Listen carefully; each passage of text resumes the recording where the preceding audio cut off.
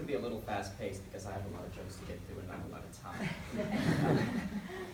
So, how many of you here are planning on voting for Bernie Sanders? This is a college demographic, so I would assume at least a couple, not as many as I thought actually, but I guess we're all just privileged Americans according to Khrushchev.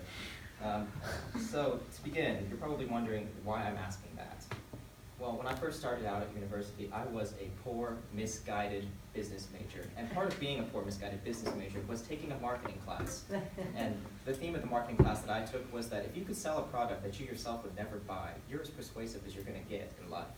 And today, I'm here to sell you the Russian flavor of Bernie Sanders.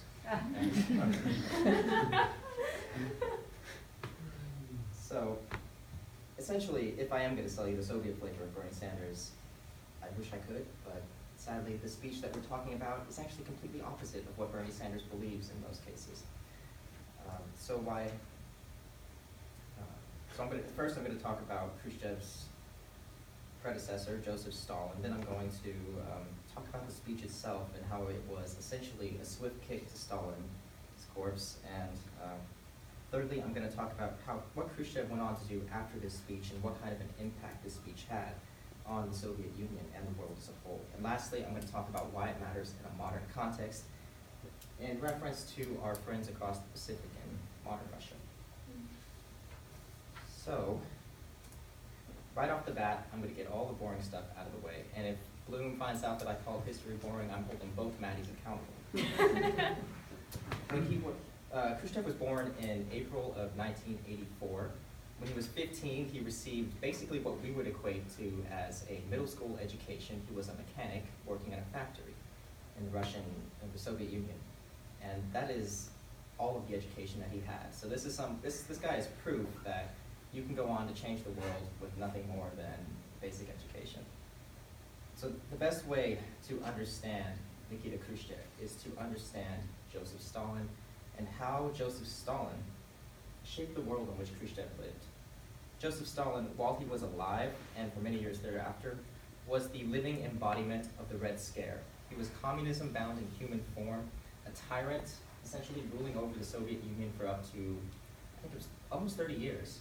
And just to get a perspective on how terrible, I don't want to say terrible, maybe of how brutal of a leader Joseph Stalin was, Hitler, throughout all of World War II, managed to kill, through his best efforts, about 11 million Jews. Stalin, on the other hand, managed to kill, over 30 years granted, about anywhere from 40 to 50 million Soviets who died of natural causes, meaning you got Stalin. And Stalin wasn't just their leader. In many senses, he was their god. He was idolized. There were statues of him everywhere. You didn't praise the flag necessarily. You praised Stalin if you were alive during his era. And before Khrushchev came to power, to say Stalin was anything short of your Lord and Savior was heresy, and it would make you lose your head. So Stalin was the premier of the Soviet Union, a god, a tyrant, and a genocidal maniac. And this is the guy who Khrushchev was replacing when he came into power. So the context of the speech itself. When I first picked this great speech, I was expecting to be able to give a 10-minute rant about how individualism, the title is The Cult of Individualism, was bad for America. However, the cult that Khrushchev is referring to is actually the cult of Joseph Stalin, so I'm not going to get to sell you Soviet Bernie Sanders today.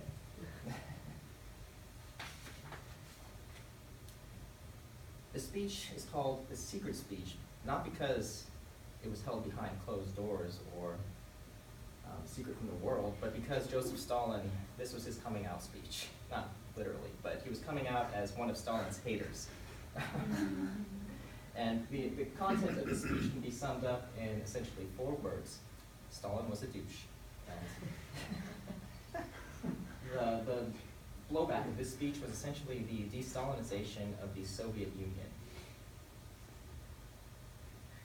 So the speech itself was the ultimate betrayal to both Stalin and Soviet ideals, to which Stalin had spent 20 years brainwashing into the minds of Soviet leaders. Even Khrushchev, up until this point, had spent his life serving Stalin and hoping that the Soviet Union would someday pick itself up off its feet.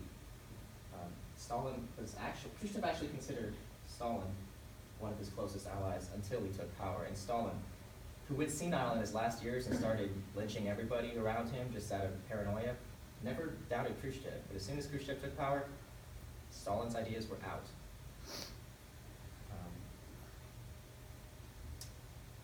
So all that loyalty meant little. And the first thing that Khrushchev did when he took power, he called Stalin out on all of his self-glorification as un-Marxist.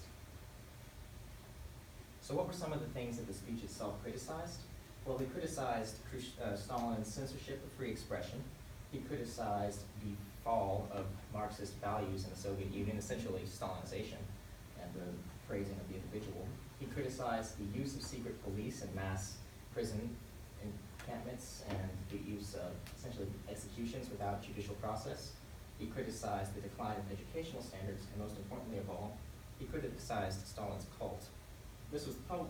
Everyone was probably thinking the same things as Khrushchev, but Khrushchev gave them the right to think it out loud. So at the end of the speech, Khrushchev promised to solve all of the Soviet Union's problems like some kind of superhero. This is actually a Soviet comic book in which the Red Star, I don't know the rest of them.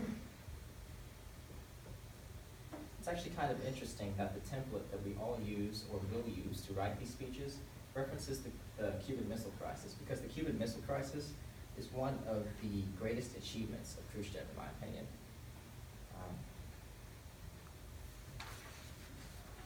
For those of us who probably don't know too much about history, these were the 2 weeks throughout the entire span of humanity in which the world came closest to ending. And the person we have to thank for the world's progression still today is Nikita Khrushchev. So, quick synopsis. In the early 1960s, America was not on friendly terms with Cuba. We had trade embargoes on their sugar imports, and we had actually, America has a habit of arming rebels in communist nations. It's a thing we do. So after the Bay of Pigs and the sugar embargoes, Cuba was naturally kind of cautious about America, and they did what every big America hater did back in the day. They turned red, joined the commies, and asked Big Brother Khrushchev for help. And Big Brother Khrushchev, being a bro, brought all of the sugar from Cuba that was bound for America, and even offered to build nuclear missile sites across Cuba, because that's what America loves. And that seems kind of confrontational, but we have to remember that this is during the height of the Cold War. America was doing the very same thing in Turkey and across Western Europe, so we can only give Khrushchev so much crap for that. Essentially, long story short, spy plane flies over Cuba, we see missile sites, Kennedy finds out, and the story as we're told is that Kennedy and Khrushchev, through their great leadership and steadfast resolve, prevent the end of the world. Now, we give Kennedy a lot of credit for this, but the one we really should be giving credit is Khrushchev. For example, Kennedy had the American bureaucracy breathing down his neck, and the American media. Khrushchev, on the other hand, he had to deal not only with crazy Castro, who now had 50-some-odd nuclear warheads within the reach of his very twitchy trigger finger, but he also had to deal with his political friends in the Soviet Union, who, a lot of them were not so friendly because, like every good Russian leader, his primary policy of taking out political dissidents was to imprison them or get rid of them.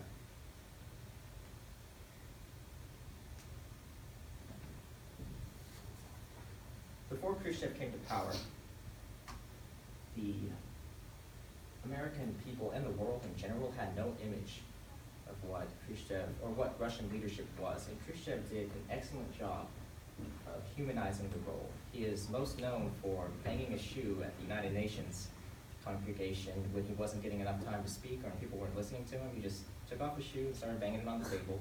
I guess it's a hallmark of Russian leadership to do crazy, obnoxious things, and if you haven't been shouted down by the United Nations at least once, you're not doing it right in Russia's opinion. So Khrushchev really had his work cut out for him.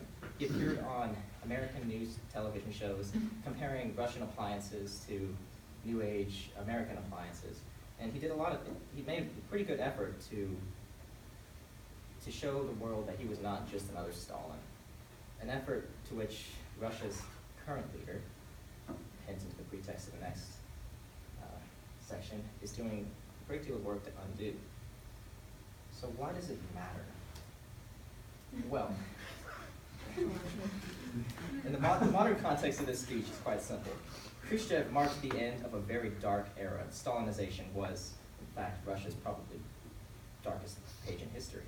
But that page in history might not be over with our new friend Vladimir Putin in Russia. Vladimir Putin actually idolizes Stalin, and like every good Russian dictator, he has taken up the pastime of rewriting history in the history books of Russia, and he's managed to convince about 50% of Russians that Stalin was just a misunderstanding good guy with good intentions and a kind heart. And people buy into this, and that's dangerous. So we need to know that, or we need to be at least aware of the fact that while both Stalin and Khrushchev might be pushing up daisies, Stalin's self-proclaimed successor he's been in power for years, and he's likely to stay in power for the rest of his life. And when he isn't oppressing well, that's fine. So while Khrushchev rehumanized the role, Stalin is working to undo that. And referencing Khrushchev's speech here, the secret speech, humanity has a chance to essentially take a page from history and use it to their advantage, but we're not very good at that. Maybe we'll get lucky this time. What's important? In retrospect, we're really not that different from the Soviets. The only advantage that we had over the Soviets when it comes to labor disputes and failures of factories to put out enough goods is that we have a crazy number of immigrants. Russians don't have that. When our factories shut down, say, during the Gilded Age, we just replaced those workers with the immigrants. Russia couldn't do that, so they had to face scarcity and starvation. I suppose, in a sense, we're all human, but Russians do seem to be much more willing to put down labor disputes with the use of tanks. So there's that. And with that, I guess I hate the History Channel as much as the next guy, so